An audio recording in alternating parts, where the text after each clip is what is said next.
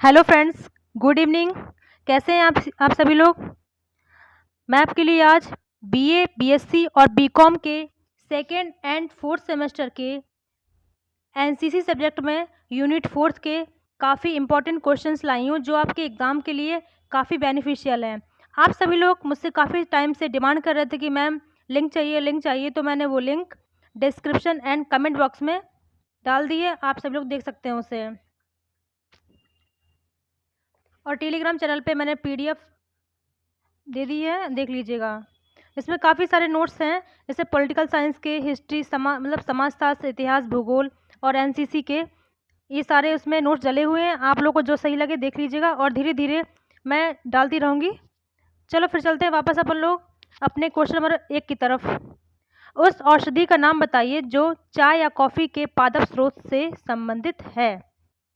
तो कॉफ़ी में कैफीन पाई जाती है, ये तो आप लोगों को पता ही होगा। चाय तो डेली और कॉफ़ी पीते ही हैं आप। तो इसका ऑप्शन नंबर सी कैफीन सही है। कपूर बिल्कुल गलत है, अफीम बिल्कुल ही गलत है, कांटेदार सेब है ही नहीं। ठीक है, तो ऑप्शन नंबर सी। अब आते हैं क्वेश्चन नंबर 2 की तरफ। उस दिन का नाम बताइए जो विश्व पर्यावरण दिवस के रूप में मनाया जाता है। देखिए अभी अभी निकला हुआ है पर्यावरण दिवस, तो बताइए कब मनाया जाता है। 5 जून को, 6 जून को, 8 जून या 10 जून। देखिए सारे जून ही जून वाले हैं इसमें, तो आप लोग ऑप्शन नंबर ए 5 जून पर टिक कर दीजिए। ये काफ़ी इंपॉर्टेंट है एग्ज़ाम के लिए। और क्वेश्चन नंबर 3 देखते हैं। सबसे अधिक बार बार होने वाली और प्राकृतिक रूप से होने वाली आपदा का नाम बताइए। तो देखिए भूकंप बार बार एकदम से तो बार बार तो नहीं आता है, मतलब आता तो रहता है लेकिन एकदम से बार बार नहीं आता है। सुनामी भी ये भी आती रहती हैं, सालों में आती हैं। लेकिन बाढ़ एक ऐसी चीज़ है जो मतलब अगर ज़्यादा बारिश होती है तो कई जगह हमेशा ये इस पूरे वर्ल्ड में कहीं ना कहीं हमेशा हर जगह पे ही बाढ़ आती रहती है। तो इसका ऑप्शन नंबर बी सही है। अब देखिए फुल फॉर्म वगैरह ये तो आपके एग्ज़ाम में हमेशा आएंगे। 2 से 3 क्वेश्चन हमेशा एक फुल फॉर्म के आते ही हैं, हर साल हर सेमेस्टर में। यूएनईपी का क्या मतलब है। संयुक्त राष्ट्र शैक्षिक योजना, संयुक्त राष्ट्र पर्यावरण संरक्षण, संयुक्त राष्ट्र पर्यावरण कार्यक्रम, संयुक्त राष्ट्र पर्यावरण नीति। तो इसका ऑप्शन नंबर बी सही है, संयुक्त राष्ट्र पर्यावरण संरक्षण, यूएनईपी का फुल फॉर्म। ओके, अब चलते हैं क्वेश्चन नंबर 5 की तरफ। किस ऊँट की प्रजाति की पीठ पर 2 कुबड़ होते हैं। अरेबियन ऊँट, ऑस्ट्रेलियाई ऊँट और बैक्ट्रियन ऊँट, डोमेटरी ऊँट। तो इसका ऑप्शन नंबर सी सही है, बैक्ट्रियन ऊँट। Question number 6। 2007 में आईपीसीसी के अध्यक्ष कौन थे जब इसे नोबेल शांति पुरस्कार से जब इन्हें नोबेल शांति पुरस्कार से सम्मानित किया गया था। होसुंगली, आर के पचौरी, बर्ट बोलिन, ड्रोमेडरी ऊँट। ये ऊँट पता नहीं कहाँ से आ गया, इसमें थोड़ा एक डी ऑप्शन गलत है, लेकिन ऑप्शन नंबर बी आर के पचौरी सही है। ओके, तो इस पर लगा दीजिए। आकाश का नीला रंग किस कारण से होता है। तो देखिए आप लोगों ने फिजिक्स को पढ़ी होगी, प्रकीर्णन, अपवर्तन, ये सारी परिभाषाएं पढ़ी होंगी। तो इसमें ऑप्शन नंबर ए जलवाष्प विद्यमान है इसलिए होता है। वायु के अणुओं के कारण से सूर्य का प्रकाश बिखर जाता है। नीला प्रकाश वायु द्वारा अवशोषित हो जाता है, नीला प्रकाश वायुमंडल से उत्सर्जित हो जाता है। तो देखिए जलवाष्प विद्यमान रहता है, ऐसा नहीं कि उसकी बूंद से आकाश नीले रंग का हो जाता है, ये गलत है। वायु के अणुओं के से सूर्य का प्रकाश बिखर जाता है। आप लोगों ने प्रिज्म तो पढ़ा ही होगा ना। हाँ, और प्रकीर्णन से रिलेटेड ही ये क्वेश्चन है। तो उसमें ऑप्शन नंबर बी वायु के अणुओं के कारण से सूर्य का प्रकाश बिखर जाता है, इस कारण से आकाश का रंग नीला हो जाता है। विकिरण हानिकारक क्यों होते हैं। तो देखिए इसका ऑप्शन नंबर ए है, विकिरण से त्वचा कैंसर होता है इसलिए हानिकारक होते हैं। रेडिएशन से अनीमिया होता है। विकिरण शरीर के ऊतकों को बदलते हैं। विकिरण स्थिर नहीं है। विकिरण के स्थिर ना स्थिर होने से कोई फर्क नहीं पड़ता है। विकिरण शरीर के ऊतकों को बदलते हैं, ये भी गलत है। इसका ऑप्शन नंबर ए ही सही है, विकिरण से त्वचा कैंसर होता है। देखा होगा आप लोगों ने स्किन पे काफ़ी सारे डार्क सर्कल वगैरह या फिर कई सारी प्रकार की बीमारियां होती रहती हैं। तो आप लोग समझदार हैं काफ़ी इसके लिए, तो ऑप्शन नंबर ए पे टिक कर दीजिए। विकास का जनक किसे कहा जाता है। Gregory Mendel, Charles Darwin, Albert Einstein Ernst Haeckel. पहले आप देख लीजिए, ये क्वेश्चन बहुत ही ज़रूरी है और मैंने भी एग्ज़ाम दिया था तो उसमें ये आया था और आगे भी यही वाला क्वेश्चन आता रहा। ये हमेशा रिपीट हुआ है, तो आप लोग इस पे प्लीज़ वेरी मोस्ट बना लीजिए 3 स्टार करके। चार्ल्स डार्विन, बी ऑप्शन सही है इसका। मनुष्य के लिए ध्वनि तीव्रता का सुरक्षित स्तर क्या है? Question number 10। तो आप लोगों ने फिजिक्स में पढ़ा ही होगा, डेसिबल। 90 डेसिबल तक, 70 डेसिबल तक, 80 डेसिबल तक या 60 डेसिबल तक। साउंड में आप लोगों ने पराश्रव्य और अपश्रव्य और पराश्रव्य ध्वनियाँ पढ़ी होंगी। उसमें ही शुरुआत में ये आता है, 9th क्लास में पढ़ा होगा आप लोगों ने। ऑप्शन नंबर सी सही है, 80 डेसिबल तक। अब आते हैं क्वेश्चन नंबर 11 की तरफ। वायु का वह क्षेत्र जो पृथ्वी के निकट और 10 किलोमीटर की ऊंचाई तक फैला होता है, क्या कहलाता है? तो ठीक है, मैं आपको थोड़ा सा टाइम लूँगी आपका इसमें। आपको वायुमंडल की परतें थोड़ा पढ़ाऊँगी इसमें। आप लोगों ने पढ़ी तो होंगी लेकिन शायद आपको याद ना हो, तो मैं थोड़ा सा रिपीट कर देती हूँ, आप लोगों का रिवीजन कर लीजिए एक बार और। पहला क्षोभमंडल, इसकी तरह परतें होती हैं 5। पहली परत का नाम होता है क्षोभमंडल, लिख लीजिए आप लोग ध्यान से। दूसरा होता है संताप मंडल, तीसरा होता है मध्यमंडल, चौथा होता है आयनमंडल और पांचवी होती है बहिर्मंडल। वो जो बाहर की होती है उसे बहिर्मंडल कहते हैं। देखिए, क्षोभमंडल होता है उसे अपन लोग संवहन मंडल और अधोमंडल भी कहते हैं। ये 8 किलोमीटर तक होती है। समताप मंडल 18 से 20 किलोमीटर तक फैली होती है। देखिए, एक क्वेश्चन और बनेगा इससे, आप लोग ध्यान से नोट कर लीजिए कि ओजोन परत किस मंडल में पाई जाती है, वायुमंडल की किस परत में पाई जाती है। तो आप लोग लगा देना टिक कि समताप मंडल में ओजोन परत पाई जाती है। ये बहुत ज़रूरी क्वेश्चन है, ध्यान से करिएगा, ठीक है। अब देखिए तीसरा नंबर मध्यमंडल। तो मध्यमंडल 60 किलोमीटर तक फैला होता है, जिसमें उल्का पिंड पाए जाते हैं। तो अगर एग्जाम में आए कि वायुमंडल की किस परत में उल्कापिंड होते हैं, तो आप लोग ध्यान से कर देना कि मध्यमंडल। अब है फोर्थ आयन मंडल। तो आयन मंडल में टेलीविजन, रेडियो वगैरह इनके उपग्रह स्थित होते हैं। बहिर्मंडल, ये बाहर का मंडल होता है, 640 किलोमीटर के बाहर होता है ये, ओके। इनमें से भी क्वेश्चन आएंगे, इसलिए मैंने आपको बता दिया है। इन पांचों में से क्वेश्चन जरूर आएगा, ध्यान से, इसलिए मैंने ज़्यादा थोड़ा डिस्क्रिप्शन में थोड़ा बता दिया आप लोगों को। अब आते हैं क्वेश्चन नंबर 12 की तरफ। किस देश को पवन चक्कियों की भूमि के नाम से जाना जाता है? तो आप लोगों ने उपनाम तो पढ़े होंगे भूगोल में। ये तो काफ़ी अच्छा क्वेश्चन है, इम्पॉर्टेंट भी एग्जाम की दृष्टि से। पहला है नीदरलैंड, दूसरा है पोलैंड, तीसरा है नॉर्वे, तो और डी है जापान। तो बताइए इसके पॉइंट ऑफ व्यू से कौन सा सही होगा? नीदरलैंड, ये सही है। अंतरिक्ष में यात्रा करने वाले प्रथम व्यक्ति कौन थे? ये लोग तो आप लोगों ने सेकंड क्लास में ही पढ़ लिया होगा और ज़रूरी भी है, अभी भी आएगा ये। यूरी गागरिन इसका सही आंसर है। तो क्वेश्चन नंबर 13 का सी लगा दीजिए, ओके। वायु के वेग मापने के लिए किस यंत्र का प्रयोग किया जाता है? बैरोमीटर का, एनीमोमीटर का, हाइग्रोमीटर का, रेडियोमीटर का। तो बैरोमीटर तो है नहीं, हाइग्रोमीटर भी गलत है, रेडियोमीटर भी गलत है, एनीमोमीटर ये वायु वेग को मापने के लिए सही है। भूकंप का पता लगाने के लिए किस यंत्र का प्रयोग किया जाता है? ये एग्जाम के लिए बहुत ज़रूरी है, इसमें टिक मार लीजिए आप लोग ध्यान से। Radiometer, seismograph, barometer, anemometer. तो इसका ऑप्शन नंबर क्या सही होगा बताइए? सिस्मोग्राफ, सी नंबर लगा दीजिए। क्वेश्चन नंबर 16, रेडियो सक्रियता किस इकाई में मापी जाती है? Newton, decibel, Roentgen, Gagarin. तो रेडियो सक्रियता हमेशा रोंटगन इकाई में मापी जाती है। इसका ऑप्शन नंबर सी सही लगा दीजिए। पांडा का प्रमुख आहार क्या है? पांडा को तो आप लोगों ने सब लोगों ने देखा होगा, पहचानते भी होंगे आप लोग, कार्टून नेटवर्क भी काफ़ी देखते होंगे बचपन में। तो इसका प्रमुख भोजन क्या है? इसका जो उसको सबसे ज़्यादा फेवरेट होता है बांस। बांस से लटका हुआ देखा भी होगा आपने काफ़ी सारे पिक्चर्स वगैरह, फोटोज़, ठीक है। अब आते हैं क्वेश्चन 18 पे। 18 नंबर में, पृथ्वी के वायुमंडल में सबसे अधिक मात्रा में पाई जाने वाली गैस कौन सी है? तो आप लोगों ने nitrogen, oxygen, carbon, hydrogen in गैसों के बारे में अच्छे से पढ़ा भी होगा।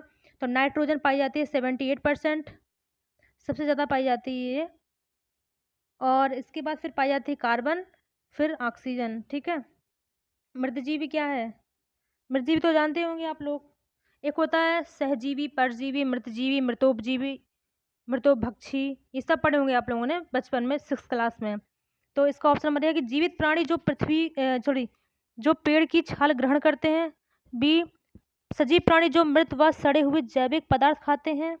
सी, जो अन्य जीवित प्राणियों को उपभोग कराते हैं। कोई नहीं इनमें से।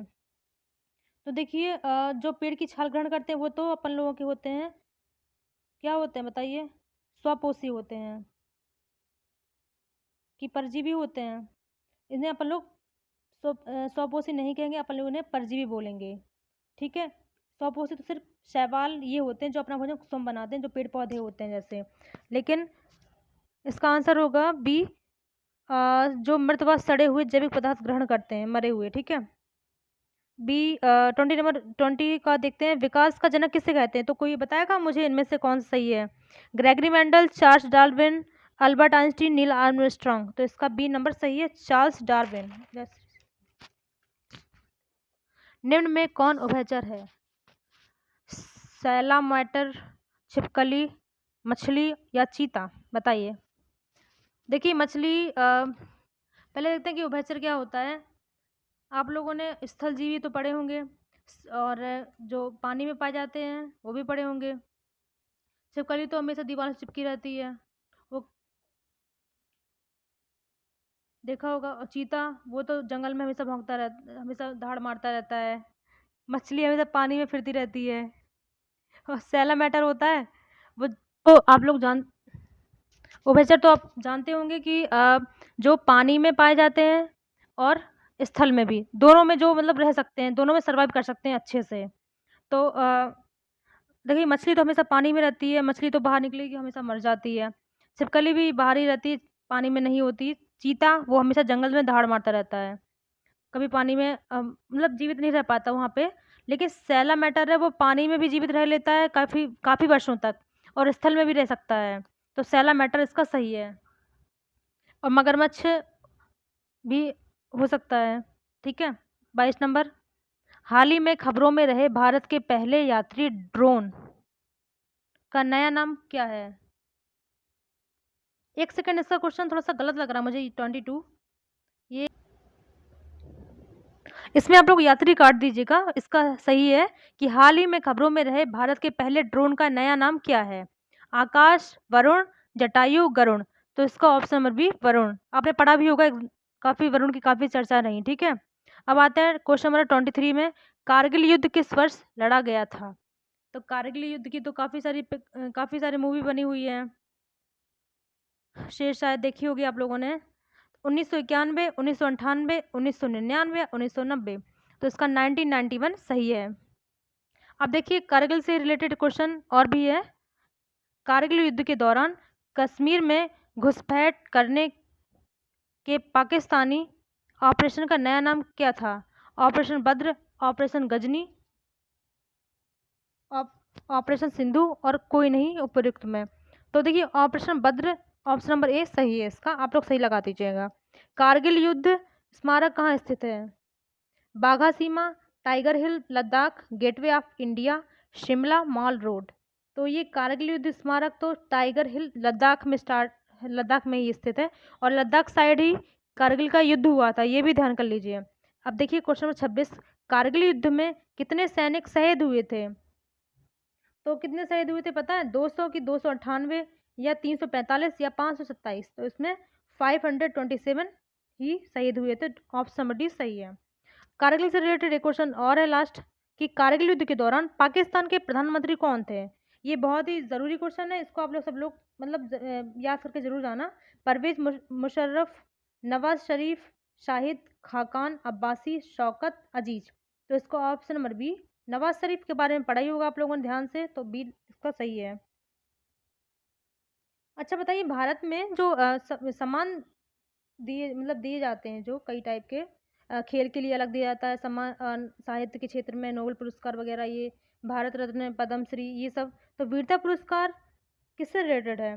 परमवीर जो मतलब दिया जाता है, तो अर्जुन पुरस्कार से, महावीर चक्र से या कीर्ति चक्र से? बताइए। तो इसका सही है option number A, Paramvir Paramvir Chakra दिया जाता है वीरता सम्मान के लिए। ठीक है, अब क्वेश्चन नंबर 29 पे आते हैं, ऑस्कर जीतने वाला सबसे कम उम्र का व्यक्ति कौन है?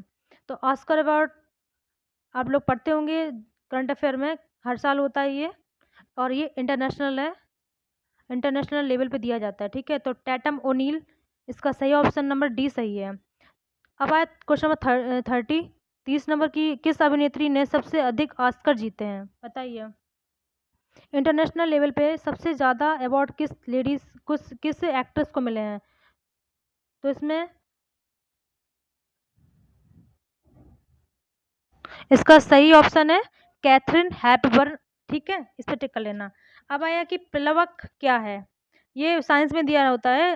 अब प्लवक के बारे में पता ही होगा कि पानी में रहने वाले पौधों को कहते हैं, पानी में बहुत छोटे जानवर एवं छोटे पौधों को बोलते हैं, जमीन पर रहने वाले बहुत छोटे जानवर को कहते हैं, या फिर सभी को कहते हैं। सारी डेफिनेशन सही है, इसका सब तो गलत है, लेकिन ऑप्शन नंबर बी सही है। पानी में बहुत छोटे जानवर और छोटे जो प्लांट होते हैं उनको, पौधे। स- सजीवों द्वारा प्रकाश की उत्पत्ति को क्या कहते हैं, बायोलुमिनेसेंस, बायोलाइटिंग, जैव प्रतिदीप्त, या कोई नहीं। तो इसमें ऑप्शन नंबर ए बायोलुमिनेसेंस सही है। अब 33, टूनागिरी क्या है, केंद्रीय रक्षा मंत्री ने लॉन्च किया था जो, तो क्या इसके बारे में बताएंगे क्या टूनागिरी क्या है। इसका ऑप्शन नंबर ए स्टील्थ फ्रिगेट सही है, ये बहुत ही ज़रूरी है।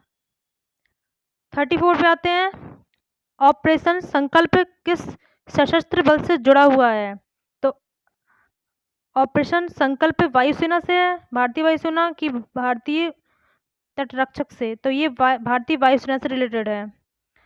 भारत और चीन सीमा के बीच की रेखा को क्या बोलते हैं, आप लोगों ने पढ़ा होगा कि भारत और पाकिस्तान के बीच की लाइन को क्या बोलते हैं, तो भारत और चीन के बीच को मैकमोहन रेखा, ऑप्शन नंबर सी सही है। पंचशील शब्द निम्नलिखित में से किस विकल्प से जुड़ा हुआ है, ये मौलिक कर्तव्य से है, नीति आयोग की संरचना से है, कि अंतर्राज्यीय संबंध से है, या भारत की विदेश नीति से है। तो इसका संबंध भारत की विदेश नीति से, ये मैंने आपको एक बार रिवाइज करा दिया है, ठीक है, दोबारा से, क्योंकि ज़रूरी है एग्जाम के लिए, तो मैंने ज़रूर इसको कराया है। किसे बंगाल का बाढ़ कहा जाता है, स्वामी विवेकानंद को, रविन्द्रनाथ टैगोर को, या सत्यजीत राय को, या सुकुमार राय को, तो इसका सही ऑप्शन है रविन्द्रनाथ टैगोर। देखिए ये आपके सारे क्वेश्चंस हो चुके हैं जो ज़रूरी थे एग्ज़ाम के लिए। और इसके बाद मैं ये बोलूँगी कि 2 वीडियो मैंने ऑलरेडी अपलोड की हैं, जो एनसीसी की ही हैं, ज़रूरी। अगर आप तीनों का कमेंट बना के पढ़ेंगे जब, तो आपके सारे क्वेश्चन ज़रूर फँसेंगे, इससे ही आएँगे, सारे के सारे। ठीक है? Thank you. जय सिया राम।